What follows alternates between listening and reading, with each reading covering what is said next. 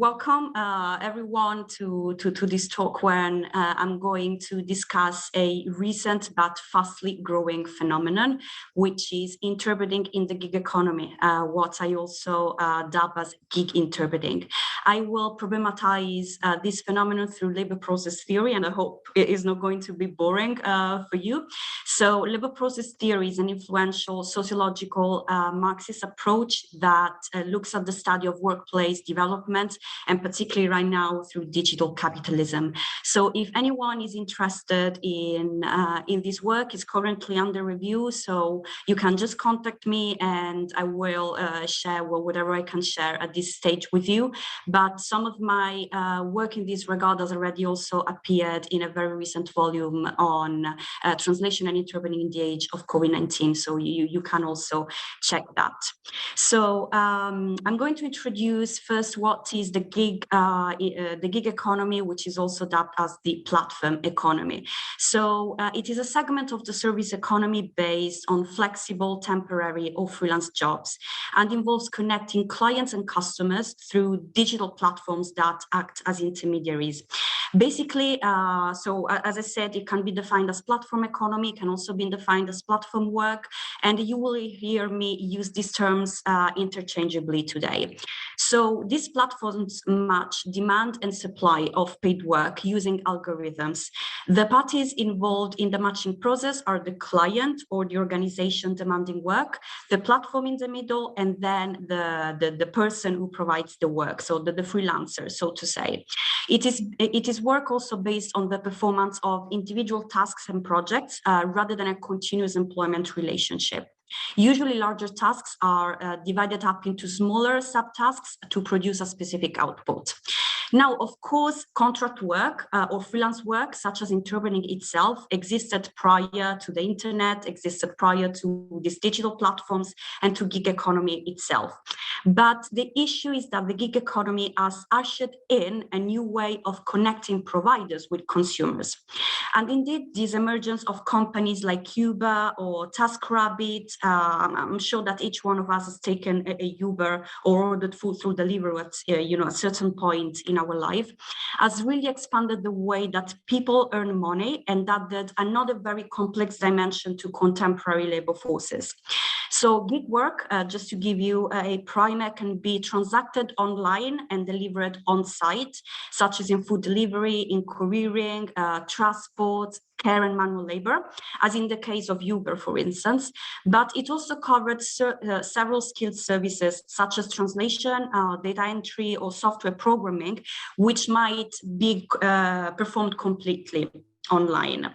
Now, the gig economy has become very pervasive, particularly in contexts such as the US or the EU.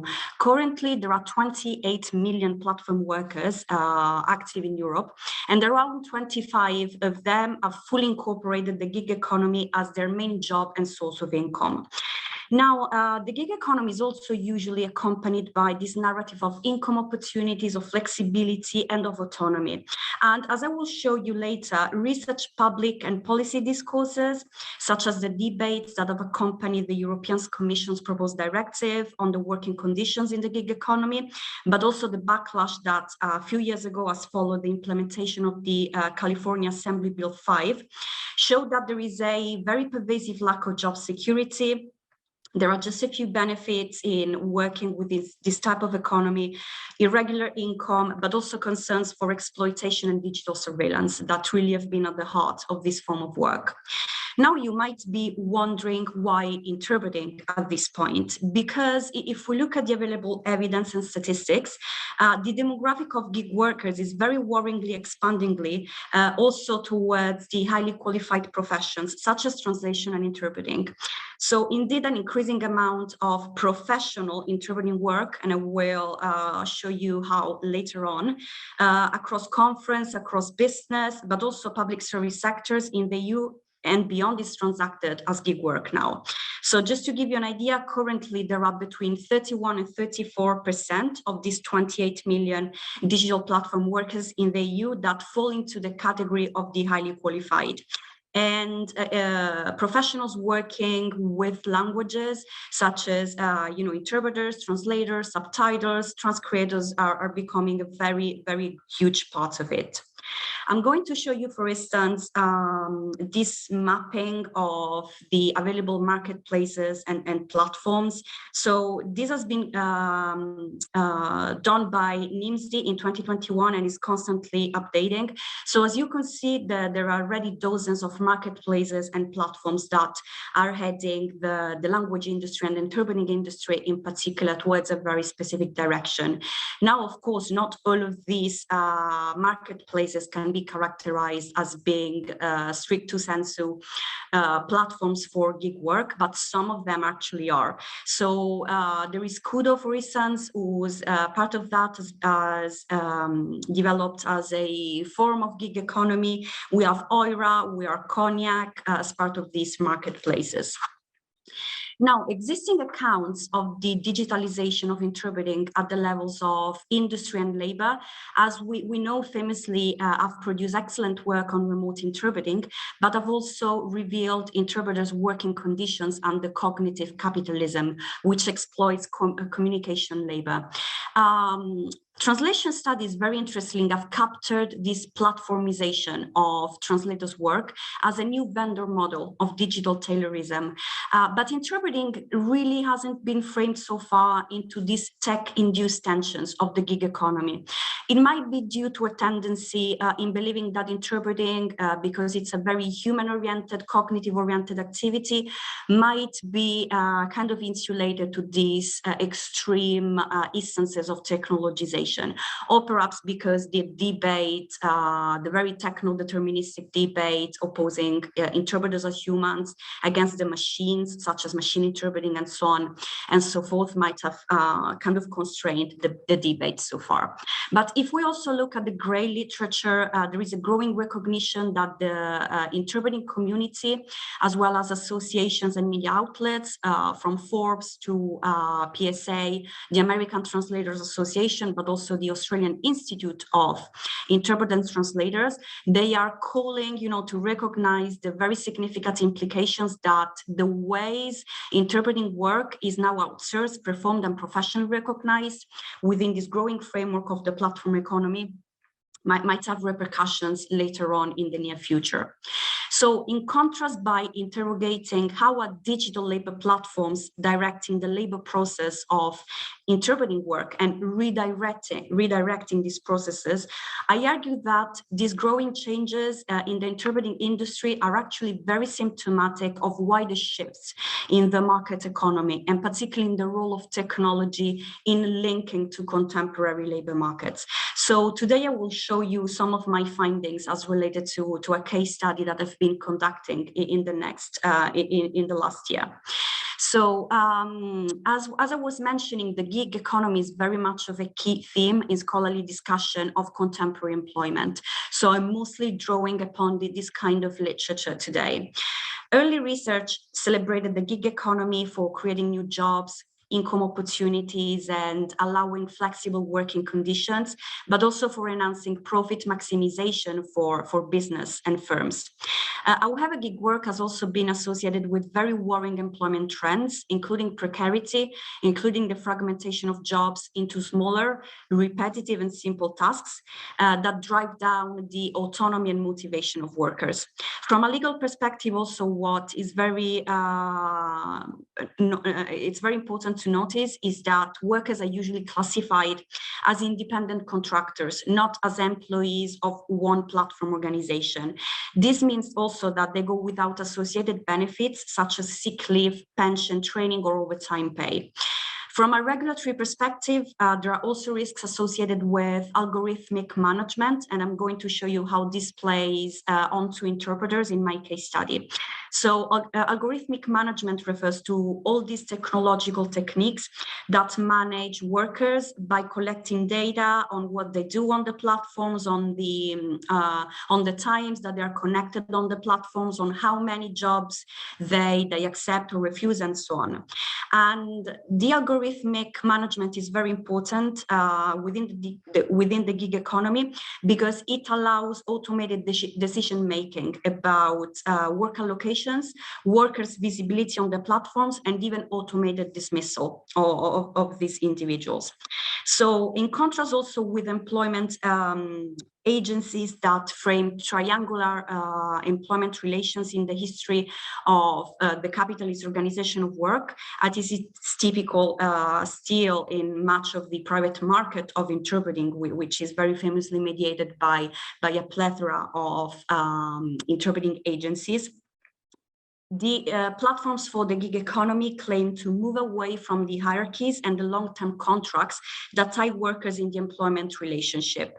Nonetheless, platforms, as I will also show you, and particularly in interpreting, maintain very much of this intermediary role, because the work is transacted via the platforms, and everything, including the matching, the enforcement of rules, but also the payment, is included within this new marketplace. So this conceptualization, I argue, also point to very significant questions of sustainability and business ethics at the nexus of platform work and interpreting as a form of work. I will discuss this later on in my concluding discussions. Now, I look at these questions through labor process theory. So I will not delve too much into details today, but I will give you a primer about this line of theorization.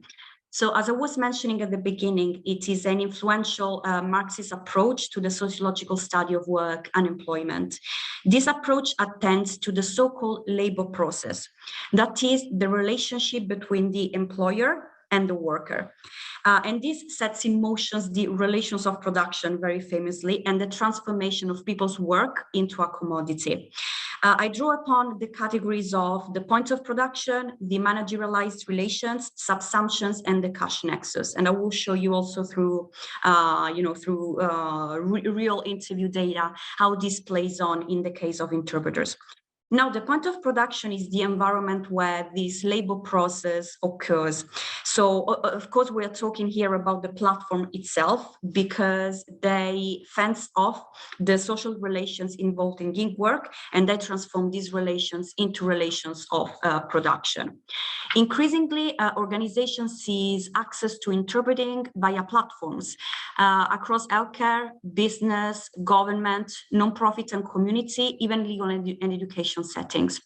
There are platforms which offer both online interpreting work, so completely remote interpreting work, but there are also platforms who offer on-site interpreting work, which is then purchased through the platform, but then the interpreter travels to a specific venue and delivers the performance there, the service there. The current landscape, as I show you, includes specialized platforms, but also more generalist platforms such as Upwork, which cater to several industries.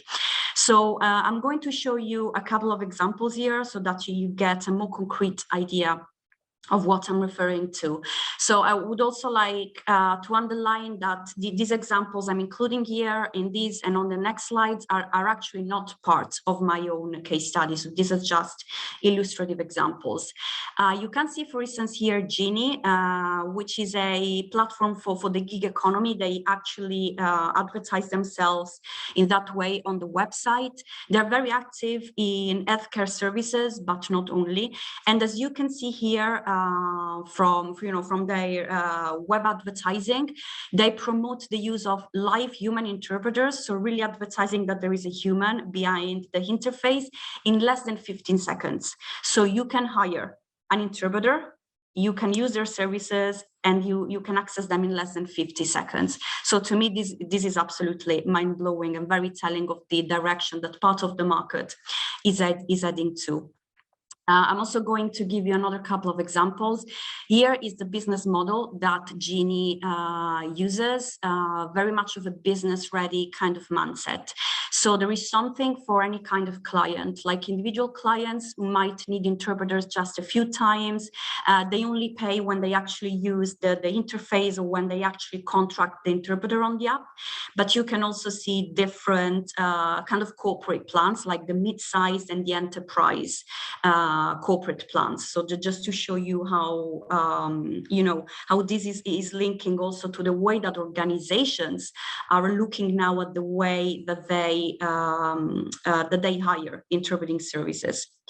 Now, this is instead Kudo. So as you can see, also there has been very much of a orientation towards simplified hourly pricing, so that you can hire an interpreter by the hour. You can pay online. The system, the purchase system takes less than 3 minutes, whilst of course traditionally interpreting fees were based and quoted on half days or full days. But you can also see how there is this narrative of matchmaking clients with a network of 12,000 simultaneous interpreters, but also having interpreters, also having the opportunity to book these interpreters on your desired platform 24/7 and with a 2-hour lead time. So once again, this opportunity to book interpreters literally on demand. Now, these models contrast very much with the intermediation, which has been typical of language service providers. I'm talking here about agencies, where the outsourcing of interpreting is not as immediate, not as large scale, and not as direct. In other words, not as on demand. So platforms also lock interpreters who are willing to move within these new ecologies into this new form of work organization, because they provide anything from the business relations, which is completely under the control of the platform, to the outsource of work through these very websites. These websites also list the available tasks, the time and the place, and the modality of execution of the interpreting itself. And of course, they do this because they monetize on each of these tasks, on each of these transactions. So throughout these dynamics, the platforms managerialize the interpreter-client encounter, because this could not take place if not through the platform itself.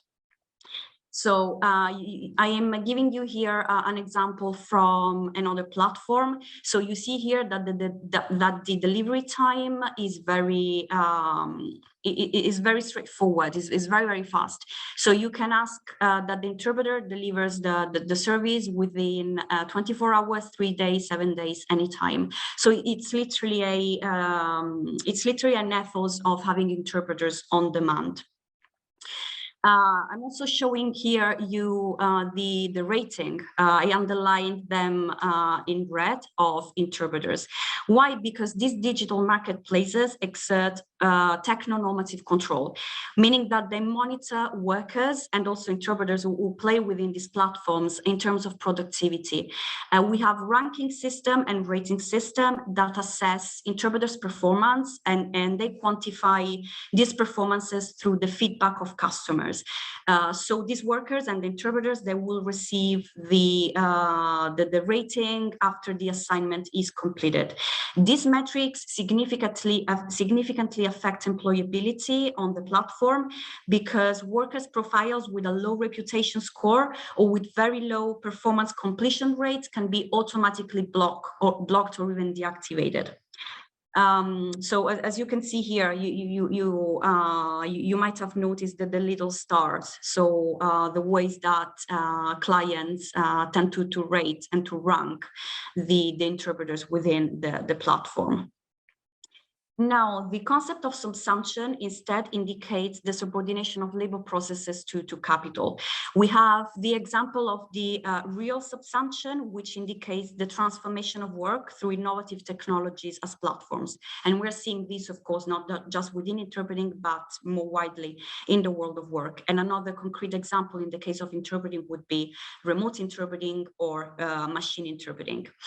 We also have transitional subsumption, which indicates the lowering of a worker's independence as the technology gets into their ways of working, meaning that the technology supplies very specific labor conditions.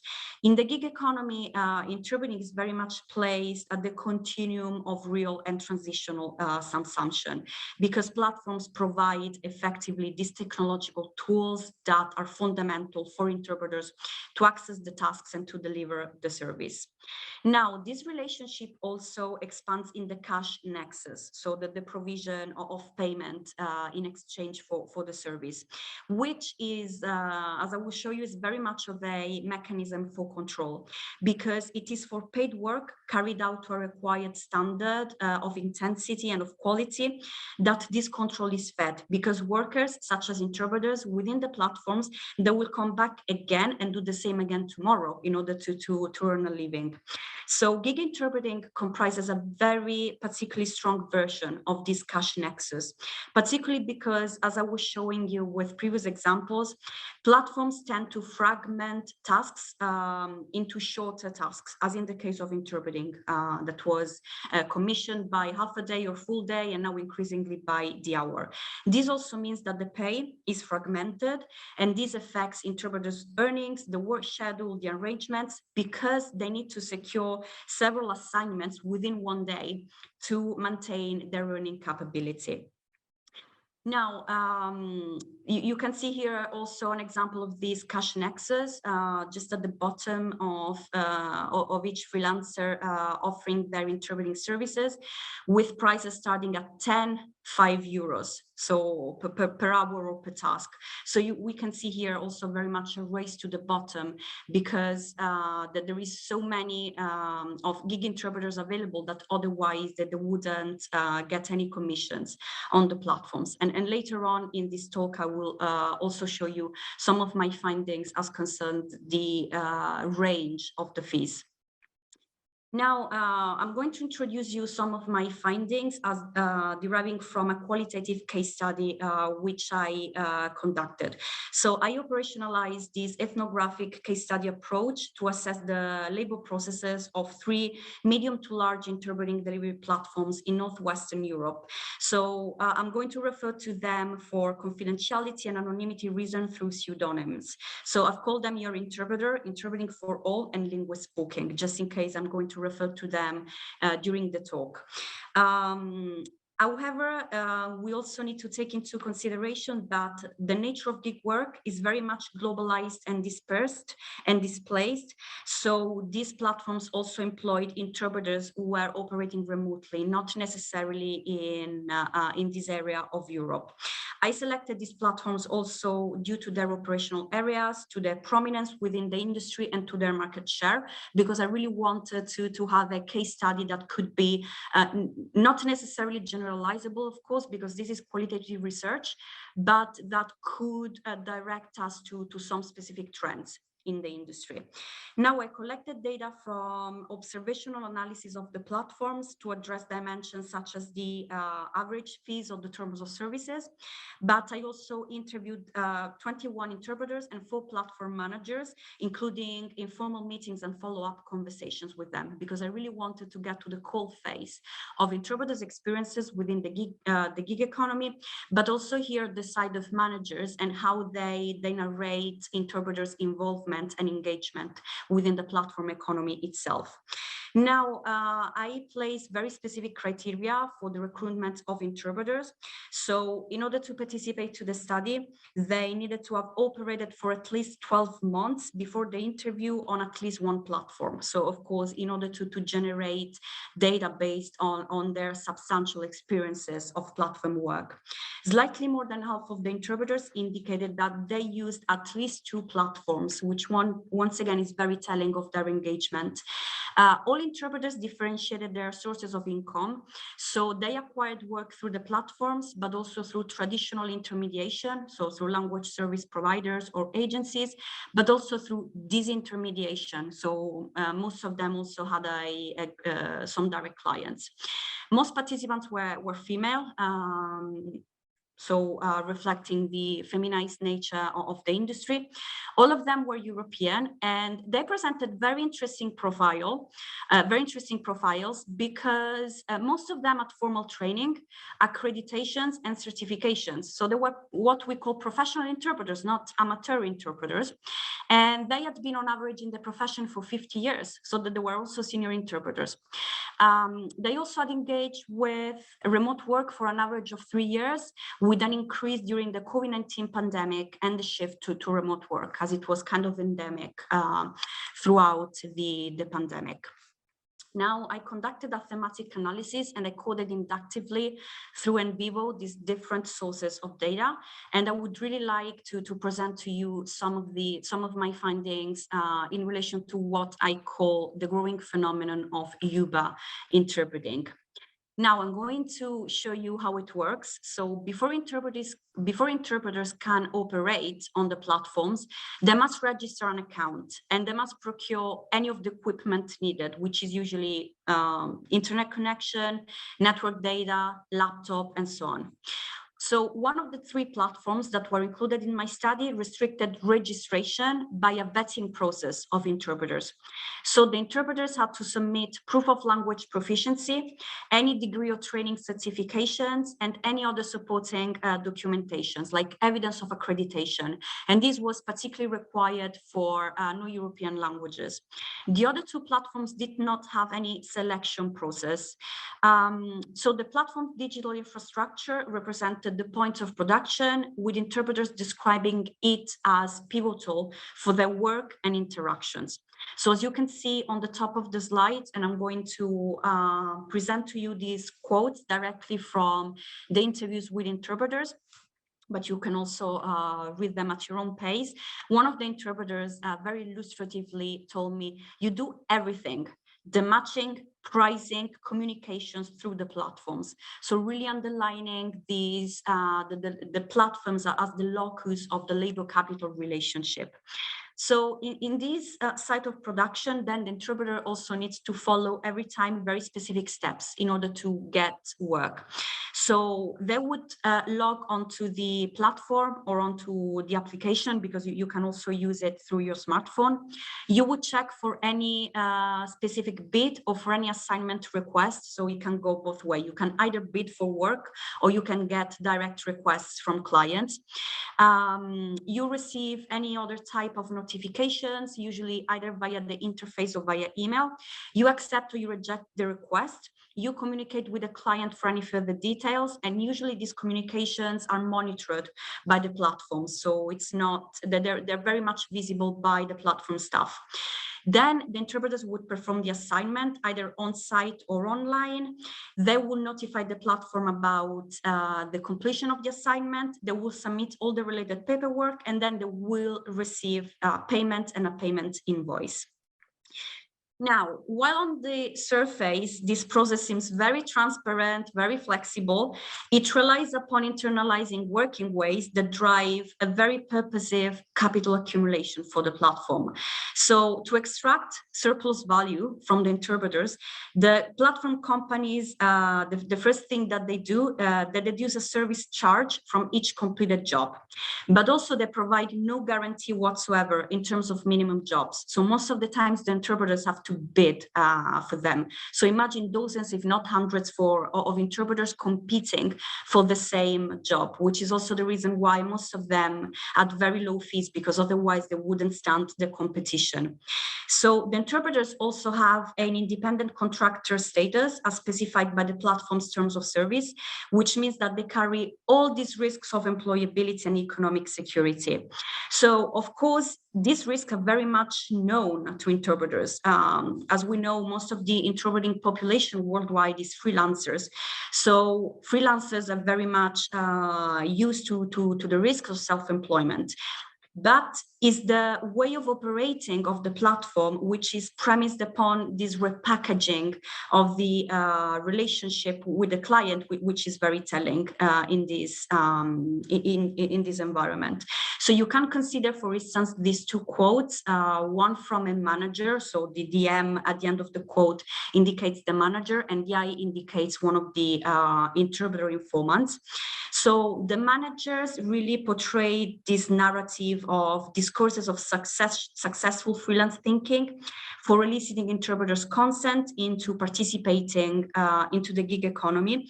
And this was very much irrespective of whether interpreters experienced exploitation and control, which is my next point.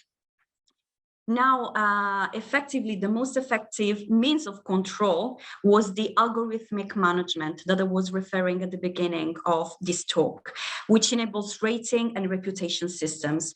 Interpreters' profiles were publicly available on the platforms, you know, with the interpreter's name, with the pictures, with the public ratings.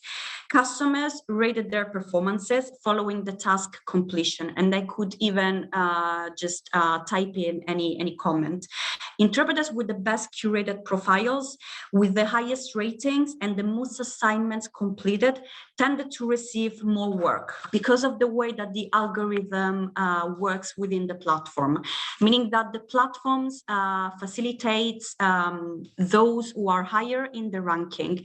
And so interpreters with the higher rankings and ratings, they were also more visible. They appeared at the beginning of the search results. And this was combined with clients' preferences for very updated, very appealing profiles appearing on the first few pages of the platforms. It's like when we search for information on Google, right? If anything comes up in the first few pages, we are most willing to click on those links. So one manager captured very clearly this mechanism, as you can see on the slide. So they were telling me that the algorithm takes into account that you perform a certain number of jobs, that you have a certain number of ratings, of positive evaluations. And we encourage our community, so they encourage the interpreters pool to regularly strive for such feedback from clients to make sure that they remain as visible as possible on the platform, which also generated in the interpreters a kind of race to the clients who were not leaving any rating at all, or were not leaving positive ratings because they really wanted to be more visible on the platform. Now, this form of control was very effective because it stressed for the interpreters the importance of maintaining a very visible digital presence for their employability and for their earning capacity. So the platforms could deactivate any profile, they could remove any profile, also in case of customer reports, or for neglecting to update profile information. So the interpreters were very much kept constantly on their toes as concerned their digital visibility. Interpreters had very ambiguous responses to this type of algorithmic control. Some of them were very aloof and they tried to ignore the metrics. Some felt very uneasy at their reviews' publicness, particularly because some of them were very secretive about their participation in the gig economy. And they felt that the more visible they were on the platform, the more could be like that they could get a bad reputation within the interpreting community. So they really had to play in ambiguous ways. One interpreter, for instance, told me, oh, we have evaluations. How often did we work for them? Meaning clients or the platforms. How did the customer evaluate you? I'm lucky. I've never had customer complaints. I know from colleagues that otherwise the platform will call you out. They will fire you. So once again, we see these very ambiguous responses to the algorithmic management. Another expression of control was also related to response time and availability. All three platforms advertise the provision of interpreters 24 hours a day, 7 days a week. Interpreters discussed that this entails a very quick response time to either bidding online or to customer request, from a minimum of a few minutes a few minutes to a maximum of 24 hours. So the window here is very, very short. So one interpreter, for instance, told me, you receive the task and you accept or decline. If you don't respond within 5 or 10 minutes, you get a nudge through Gmail or your iPhone. Of course, you will also get a text message like, please respond. As you accept it, it immediately sends you the client details and my details to the client.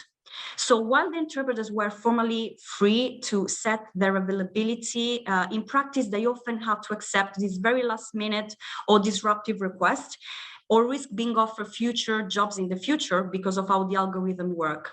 So while I did find some evidence of flexibility in interpreters' participation in the gig economy, there were also a lot of pragmatic considerations that often outweighed these aspects. So two of the interpreters, for instance, told me, if I stop accepting short notice gigs, I'm not shortlisted as a best matching candidate by the platform. Another one told me, if you don't accept gigs because the timing is not right or you're fussy, then you don't come up as often in the search engine in the first pages from where customers always pick, meaning that this constant on-demand availability was also key to their employability and to their future earnings. Discussions with platforms representatives also confirmed this managerialized relationship. So as you can see in the quote on the top, one manager told me, clients do their own research with a search bar in the platform and the type of profiles that they look for. And based on that, our algorithm which recommends specific profiles. They can also submit a content form where we'll give more detailed information about certain profiles that you're looking for, or our team will reach out to clients, particularly the ones with a corporate plan, and push a few profiles. Now, when it comes instead to subsumptions, all the interpreters felt that the development of remote interpreting, particularly throughout the COVID-19 pandemic, has accelerated the shift to the gig economy and to very fragmented ways of working.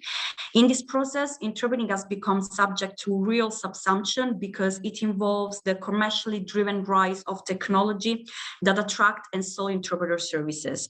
So by this transformation, the interpreter's knowledge is very much subsumed to this technological environment of the machine, in this case, the platform.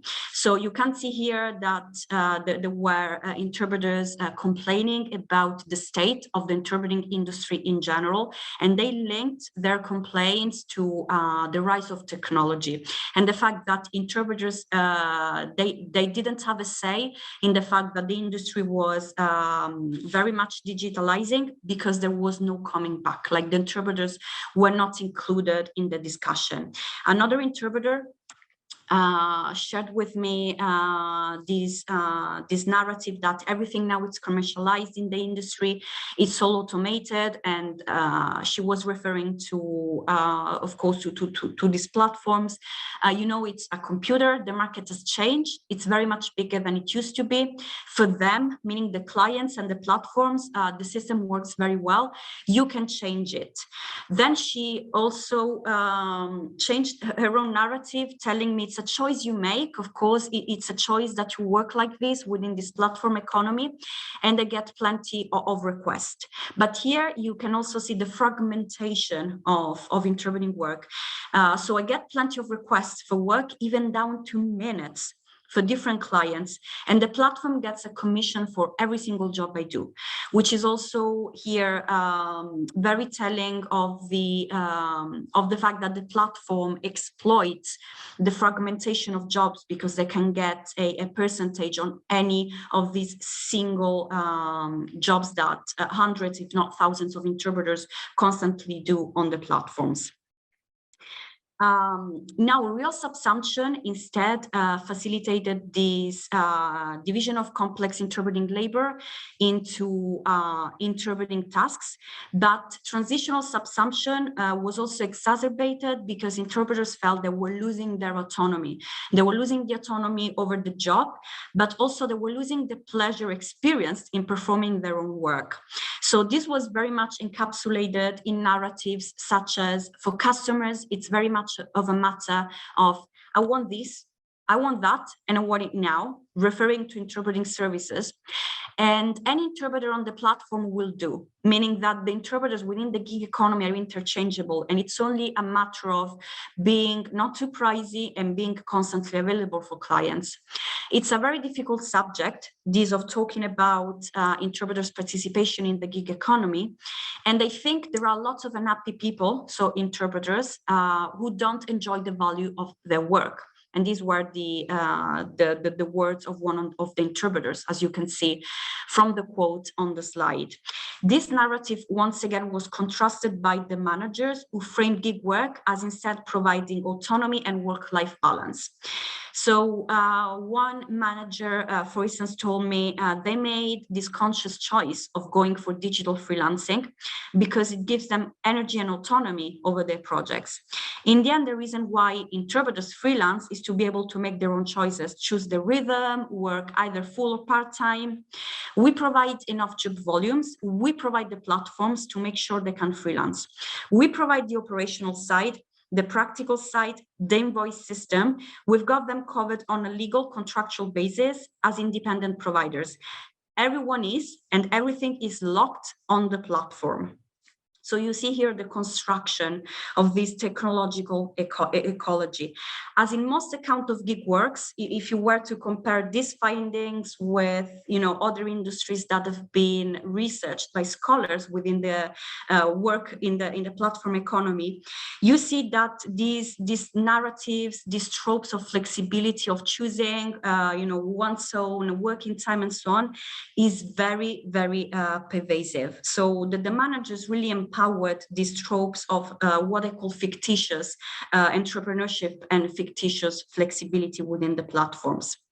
Now, I want to share with you a last point from my findings regarding the cash nexus, so the money, the fees, which is always a very thorny part, a very thorny dynamic in the interpreting industry. Now, the cash nexus of the interpreters was dependent upon the platform as a source of jobs and thus as a source of earnings. Platforms paid interpreters directly for their completed tasks, receiving advance payments from clients, service fees, and deposits from the organizations or the clients. Now, one of the platforms that was included in my study, Interpreting for All, surcharge 33% on each task, even down to the minutes. Another platform, Your Interpreter, surcharge between 2 and 10%, and Linguist Booking, so the third platform, between 9 to 12%. So platforms really provided this enclosed infrastructure for the monetary transaction between clients and interpreters. Yet they also rejected their association with agencies, with traditional intermediaries, refashioning their own model as being more transparent and fairer. So one of the managers told me, agencies choose the interpreter for you, and the quote is not transparent. So we decided, let's use the openness and let's use the transparency of Uber. So here they're very openly referring to perhaps the most infamous platform for the gig economy, where you can see and you can set the pricing up front.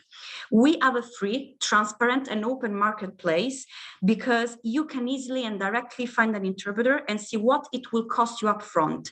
They, so the clients, also see what the platform earns. So what appears as, this model of transparency and openness, if you get closer to the cold face, you see that there is a big capitalist company in the middle with a workforce and with customers, which is hardly a novel configuration, right? So part of the platform's competitive advantage, however, particularly when analyzed against agencies as traditional intermediaries, really rests upon constructing this more virtuous identity than that which is circulating about agencies. So they could strategically reduce the opacity of their procedures. And also some interpreters were very much into this narrative. So you can see that one of the interpreters was perceiving the payment structure of the platforms as being less exploitative than the traditional agency model. As you can see from the quote, one told me that's so rare that you can set your own fees, even though there were bottom fees. Agencies always try to lower your fees. They charge the clients 100 or 150% on top of your fee. How they select interpreters also to being matched with clients is not transparent at all. So most interpreters perceived agencies as heavily influencing fees through profit margin-oriented practices. And as a reaction, they participated in platform work to contrast their sovereignty when it came to the selection of interpreters, to the allocation of jobs, and also to the acceptance of interpreters' fees. Now, platforms work through very similar mechanisms of fee alignment. So in contrast with many other segments of the gig economy, which are characterized constantly by very low pay, once again, I'm referring to Uber, interpreter skills were in most cases at least decently remunerated. So most interpretation rates were, however, still below the European standards to which I compared them. Digital observations of two of the platforms, for instance, indicated that interpreters' daily fees or daily earnings average between 200 and 250 euros gross. So you need to consider then taxes from this, but most of them earned bottom rates of 129 euros per day. Now, there were also profiles could be placed in a higher fee range of 600 to 800 euros gross per day, but they always had the lowest project completion rates and very few profile views, meaning that they were not visible on the platforms and that they were not really commissioned much work by either organizations or by clients. Another platform instead operated with an hourly fee basis, so a gross minimum fee of 60 euros per hour, an average of 85 with a high end of 150 in specific settings. And this was the platform with the best working and payment conditions overall for the interpreters. Quite interestingly, I also found that language combination was not a strong factor in these fee structures. Common pairs like English, French, English, Italian, and rare ones such as Dutch, Japanese did not differ much in price. Often the interpreters interviewed also told me that they felt compelled to align to the platform fees expectations to obtain commissions. So there was still very much a general tendency to bottom fees in between 120 to 150 euros gross per day. Now, to conclude, a key takeaways that I would like to use here also to generate some discussion, if you want to, is that the use of gig platforms for interpreting services is a new development in the labor capital relationship.